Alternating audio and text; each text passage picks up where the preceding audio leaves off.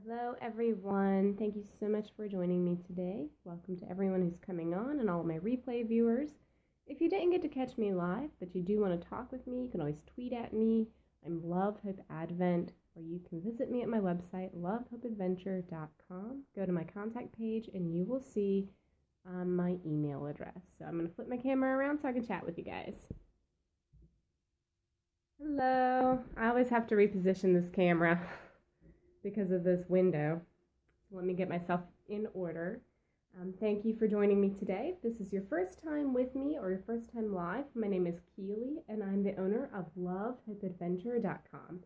I blog about the marriage relationship, intimacy in marriage, how to have a deeper relationship with your spouse, and sometimes I do some lifestyle posts, whether it's how to lose weight or some recipes and crafts and things like that. So I kind of have a smorgasbord of things that come across there, but the main heartbeat of Love Hope Adventure is to talk about marriage. And I talk about a lot of embarrassing things over there. I know that because there is no way in the world that I'm going to run a marriage blog without talking about sex. And today I actually want to talk to you about some very difficult things when it comes to sex.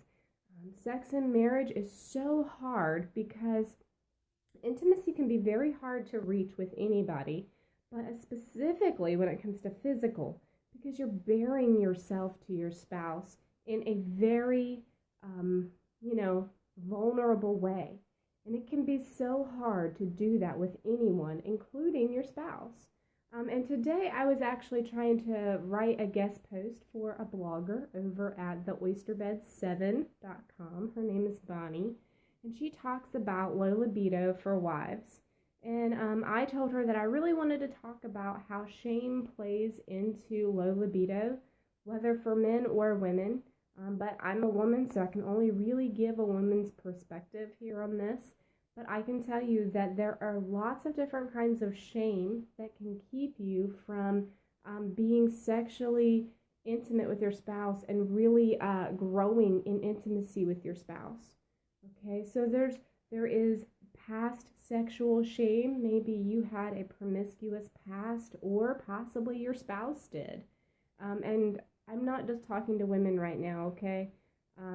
But some of the things I talk about later on very well may be only women deal with this. So just want to let you know that.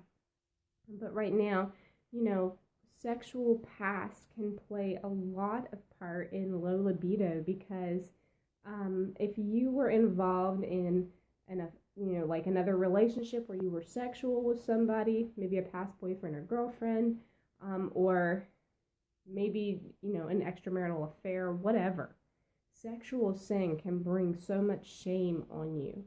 And it brings shame on your spouse too, because they feel as though they can't measure up to the experiences that you had in the past. And I think this really has a lot of jealousy issues if you had sex with other people before getting married and having sex with your spouse.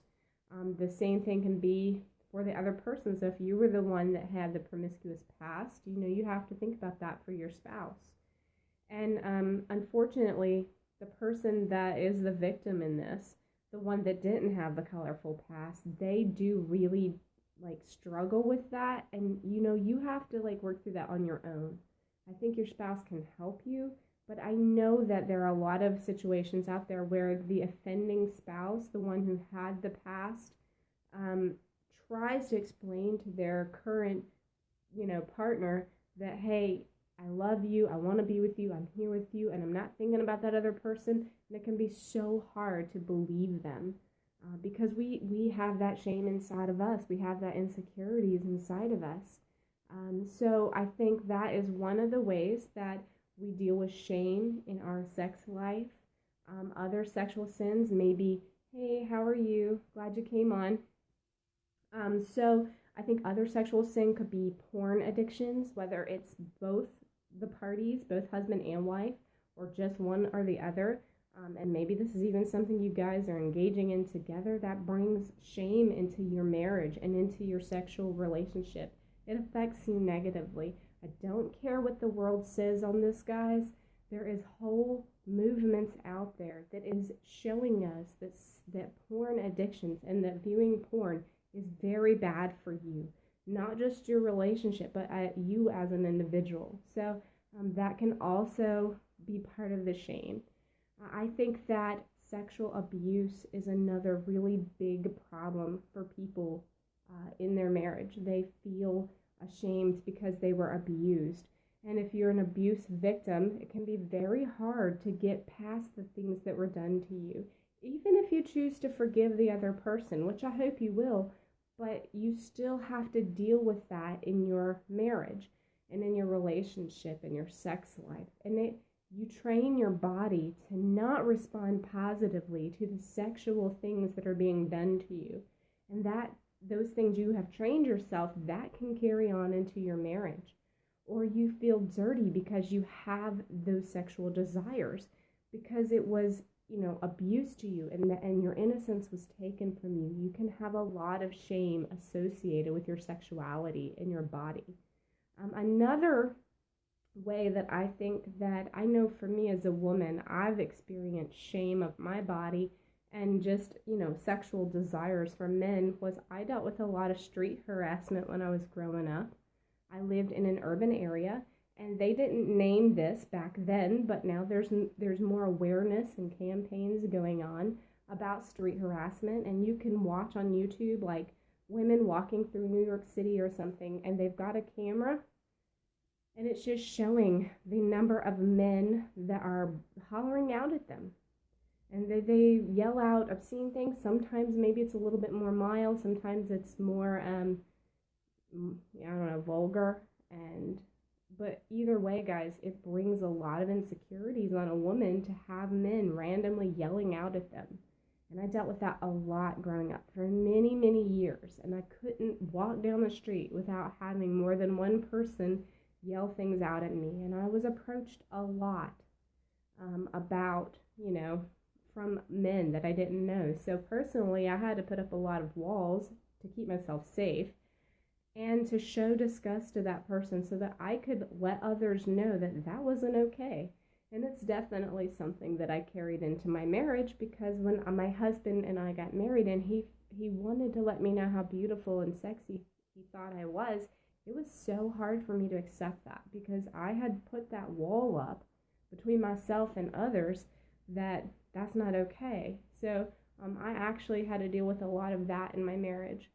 And the other kinds of shame that I think you can deal with is body image. Every person out there has some issues about their body, and poor body image will definitely keep you from having a deep sexual, intimate relationship. And I've been talking over the last week or so about how to have a better body image. But I think we can draw so much shame from our bodies, whether or not it's got to do with, like, maybe you are overweight and you have dealt with fat shaming. Maybe you're underweight and you dealt with, like, skinny shaming. Or maybe you just have a very curvy body and everything you wear makes you feel self-conscious because you can't cover things up. Whatever that is, it brings shame to you because you think, well, I think this is definitely put on women, and I'm not sure this is put on men, but women are often made to feel that they are the reason that every male on the planet gets sexually aroused.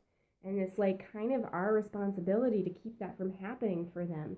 And I think that that's what our society taught us for a lot of years. And to a degree, I think they're still kind of teaching it. And I think that there was sort of this pushback against that. And so women were definitely revealing more because they were like, no one's going to tell me how I'm supposed to dress or whatever. And I understand where people are coming from, and I try to be modest as I can. But I do know that that pressure was put on me by society and caused me, even now as a 34-year-old woman, to feel ashamed sometimes if I am wearing something that reveals more than I expected it to. And so I think that there are so many things that can go into you feeling ashamed of your body, of your sexuality. That's good, you're 33. And there's so much that can go into that shame that you are feeling and experiencing. And it will affect your sexual intimacy with your spouse. you have to pinpoint it. So maybe you didn't deal with something big like a sexual abuse or sexual sins, but maybe it was more mild, like what I dealt with, because I really struggled with like dealing with the street harassment, and I had to figure that out in my life. And why did I not like when my husband would stare at me or say things to me? And he never was disrespectful to me, by the way, okay? The people on the street are insanely disrespectful. They have no right whatsoever to yell at someone they've never met and tell them how beautiful or sexy they think they are in whatever language they choose to use. But my spouse is different, and I know I had to figure out why I felt that shame and why that was hard for me. And it wasn't like this immediate light bulb. It took years for me to really understand how much my past had affected my sexual intimacy with my spouse.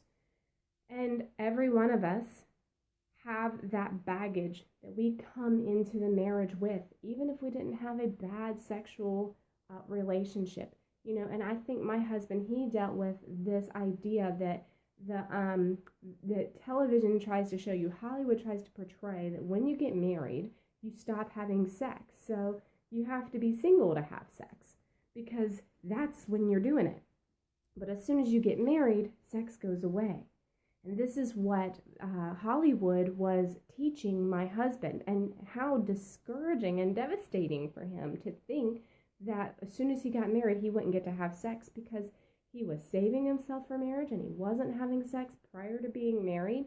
And how discouraging to go into the marriage and think, I didn't get to have sex in my single life because I love the Lord and I want to be obedient to him, and I'm not going to get to have sex in my married life either.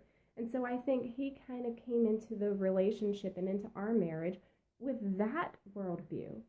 And that definitely affected things in our marriage too, and his point of view. And so really today I encourage you to figure out, what is it that is keeping you from being more sexually intimate with your spouse, giving yourself freely to them.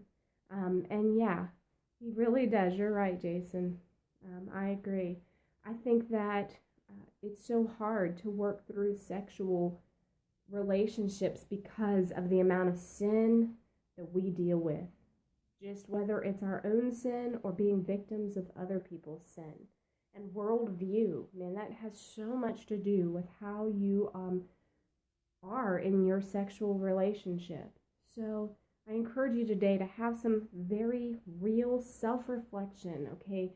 What is keeping me from enjoying my spouse more? And I know I had to really give myself permission to fantasize about having sex with my spouse. And I had to give myself permission to let what was going on between us feel good. And I know that a lot of that had to do with things I dealt with in the past. And I don't know what's keeping you from experiencing the freedom in your sex life that God wants you to have. But I encourage you to pray to him about it. Ask him to show you, all right, why am I not feeling connected to my lover? What's holding me back? Why am I where I am? And address those issues. And once you understand where there are others that ruin it for you sometimes, you're right, okay? Because I've had people ruin it for me and take my innocence, and that wasn't right. But you can recover from that, and God is gracious and will help you to heal. We cannot change what happens to us, but what we can do is allow our God, our Father, to heal us and to restore us. And that is where hope in Christ comes. And if you don't believe in the Lord, I understand that.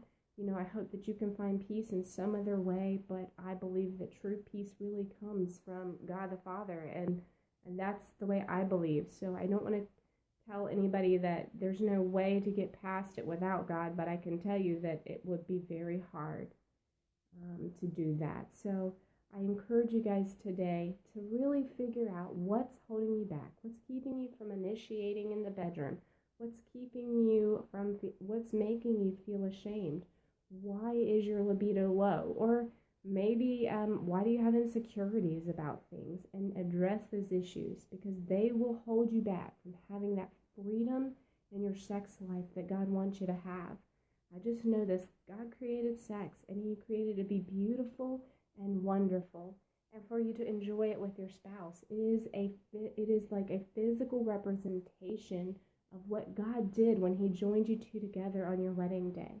And the Bible talks about what God has joined together, let no one separate and let no one come between.